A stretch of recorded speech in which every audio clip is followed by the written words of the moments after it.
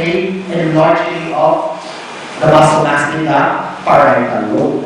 Oh, sorry, the Wernicke's area. It's the same with touch. Because they lost the sense of sight, their touch needs to be heightened, so their parietal lobe actually grows physically bigger. Remember this, I told you, in terms of short-term and long-term memory, short-term memory is only chemical changes and only occurs within days or weeks. But when we talk about long-term memory, what type of changes occur? Structural.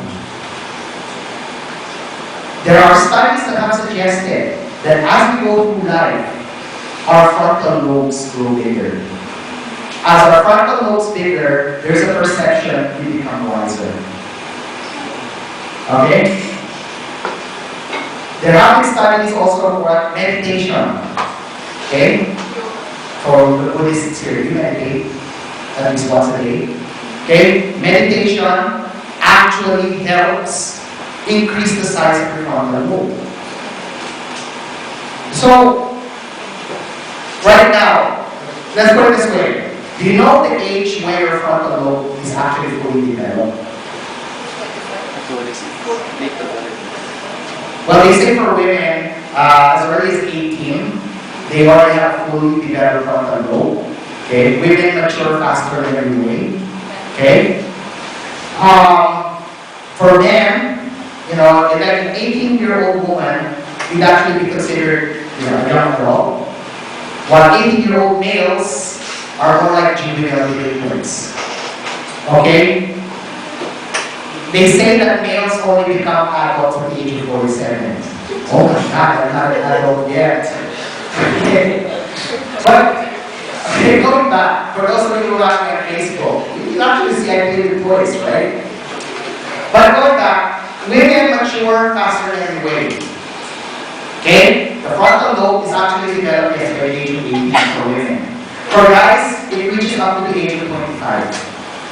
It's a slower development for guys. But there are always exceptions to the rule. There are some guys who are very mature in the way that they think and they act as early as 18. So, and there are women who are already 32 and still immature. Why is everyone looking at Ara? So, please know, as we age or as we go through life, our brains change. The same with the blind person. Because, remember this, the process of recognizing people in psychology, the term is called, I think I mentioned this last week, emergence. To recognize you, I don't have to process in my mind that, okay, your eyes are different from each other, the top of your head, the different hairstyles. I don't have to process that. I look at you immediately, I know who you are. And we are like that with people, right? Because of emergence, we look at things as a whole. All our parts of our brains are working at the same time. But, if you lose one part of the brain, for example, you lose the sense of sight, the others will still do emergence, but by different means. For blind people, it's usually the face and the voice. Although some people sound alike, but for a blind person, they can actually tell the difference of the voices of people. So there are parts of the brain that have compensated and grown bigger. Does everyone understand that? Okay. The skeletal motor nerve axis of the nervous system is more for how we react in terms of movement. Okay? Please note this. When we talk about the brain, this is the higher regions. Okay? This is the higher region. The regions which involve executive thinking, which involve reasoning, cognitive thinking, all of that is considered a higher cortical function. That's what makes us superior to animals. Okay? Now, the brainstem, the cerebellum, okay, as we found more or less the brainstem here, this is considered the lower center. This is the primitive brain. Some books have actually said this was the reptilian brain. So we actually are made up of two types of brains. A mammalian brain and a reptilian brain. Why? How about lizards? You see lizards on the wall, right? What happens if you... I've done this before. I used to collect lizards inside a aquarium. Now I don't put water in it, okay? It's just an aquarium. So what do? If I see a lizard, I take it, put it inside my aquarium. There was one time I took a lizard and it bit me. It fought back.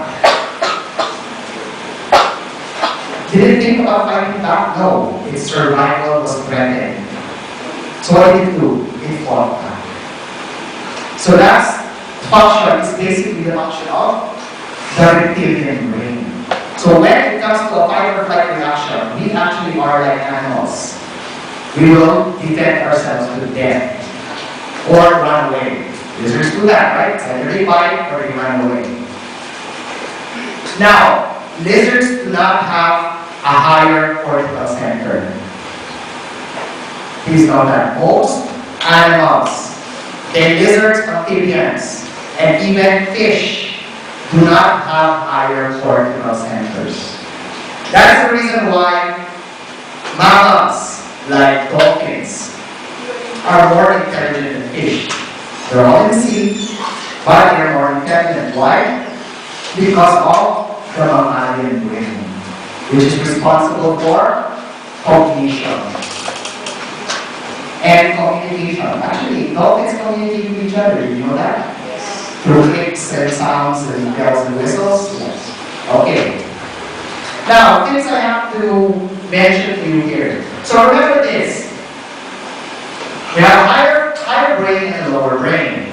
However, they all function together. If something happens to your lower brain, your higher brain will not function. Although if something happens to your higher brain, technically your lower brain can still function. Like for people who have CVA, right? Stroke. There are people who have CVA who go into a coma, but they're still alive. Because their lower functions are still working. When you say lower functions, let me make this clear. Things we do not have to think about doing. Like heartbeat, like respiration, like digestion. All of those are lower functions. But the things we think about, oh, it's so cold in this room, I wish I had brought a jacket with me. That's now a higher function. Okay? I'll mention more of that later.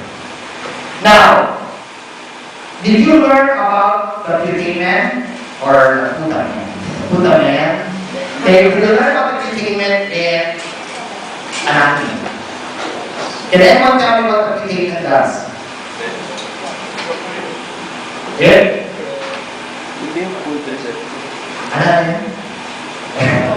Living up down. Okay?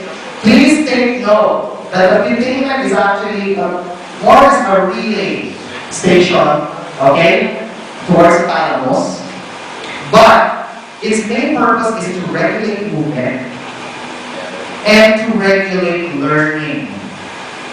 What do you mean regulate learning? For example, if you are learning a physical skill,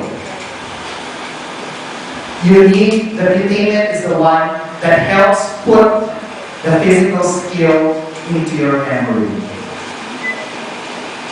For example, if you want to learn how to do origami, you know what origami is, right? You fold paper, you fold it into a dot.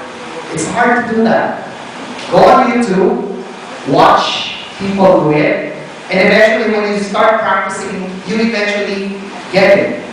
That learning is actually now the function of the putamen. Okay, that is what helps you learn.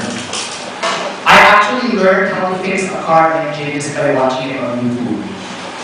Yeah, I have this car before, so yeah, it was a European car, okay, it was a Volvo. I could not afford to get it serviced at the service center. It cost 10,000 pesos. Every time I had to get an oil change. What did I do? I went on YouTube, I looked at how people do